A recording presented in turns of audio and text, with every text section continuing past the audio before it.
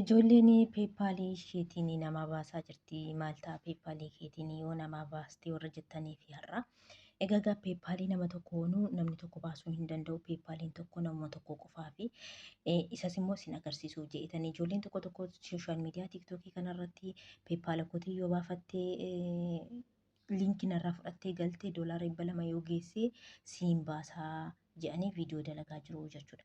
Hayya egaa liinkii namaatiin galuun faayidaan isaa maayini? Faayidaan isaallee miidhaa isaallee isinii hima jechuudha.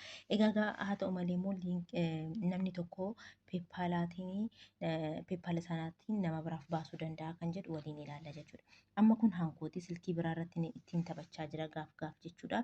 Egaa doolaara 10 ga'een jira. Doolaara 10 kana baasuuf iddoo kanan tuqaa. Wisdiroo jechuu wisdiroon tuqaa achiin imeelii kee gashii jaa imeelii kiyyaan galcha jechuudha. Imeelii kiyyaan galcha. Imeelii kiyya galchee walitti deebina. Akkuma argaa jirtanii imeelii illee maqaa kiyyallee gasheen dhufee jechuudha.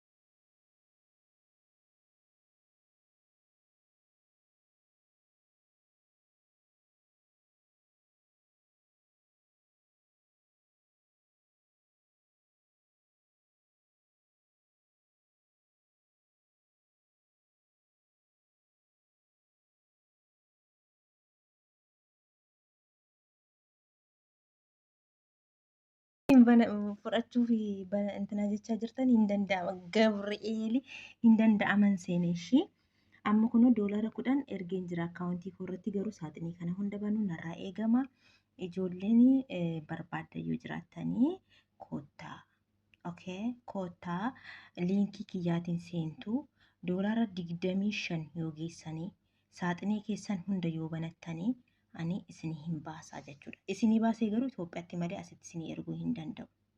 Okay, Itoophiyaatti isinii erguu nan danda'a. Asitti garuu isinii erguu hin danda'u. Kunuu sila doolaara 15 ture amma doolaara 5 fi saantima 90tu na hafee jira. Akkuma isiniin hin jedhe beeyyesus akkuma dingataan mukkoree garuu kanattiinis nan taphadha jechuudha.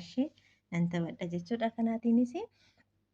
እና kana fakkaataa liinkii namaatiin bahuu hin danda'a. Gin kan namaatiin yeroo baastani ani liinkii kootiin galtanii yoo taphattan qofa isinii baasa. Warri kaan garuu doolaara 20 sanirraa fudhatu.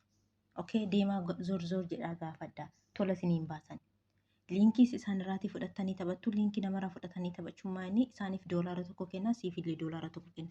Amma kunoo anaan namni tokko liinkii kootiin seenee jira. Kunoo asitti doolaara tokko naa kenne, siifillee doolaara tokko kenna jechuudha. Diraahamaa yoo ta'e immoo siif diraahama tokko kenna, anaaf immoo doolaara tokko kenna jechuudha. Diraahamaan yoo ta'e siif diraama 4, anaaf illee diraama 4. Qixuma nuu kenna jechuudha. Kooyinillee qixuma nuu kenna jechuudha. Faayidaan keenya qixuma. Hayyee hannamaatiin galuun. Ofii keessa sarchi gootee yoo buuste immoo doolaara kanaan argattu jechuudha. Sarchi gootee buusuu ni dandeessa. Gin ijoolleen doolaara keessan meeqarra geessan? Doolaara 25 irra geessan. Saaxinii yoo saaxinii amma isiniin agarsiisa. Hayyee saaxinii kana hunda ishee bantanii akkatti baafatta yoo wallaaltani kottaa karaa waatsaappii kiyya har'a poost isiniin godha. Waatsaappii koo eessarra isiniin kaa yuutuubii irra isiniin kaa viidiyoo kanallee yuutuubii irratti poost godha. Yuutuubii kiyya laayik, sheer, koomentii godhaati. Isaan booda walitti deebina beeyyesus akka dingataa mukkoreeshii gubee bakka nadideetu jechuudha. Gubeen lammata buuse. Hayyee maallaquma kana wajjinaan gube deebisee immoo nan buuse. Innaa hamma akka tasaan mokkore. Akka tasaan mokkore hin ta'amoo hin ta'u kan jedhu hin ta'a jechuudha. Akkaawuntii nama tokko fayyadamuu danda'a.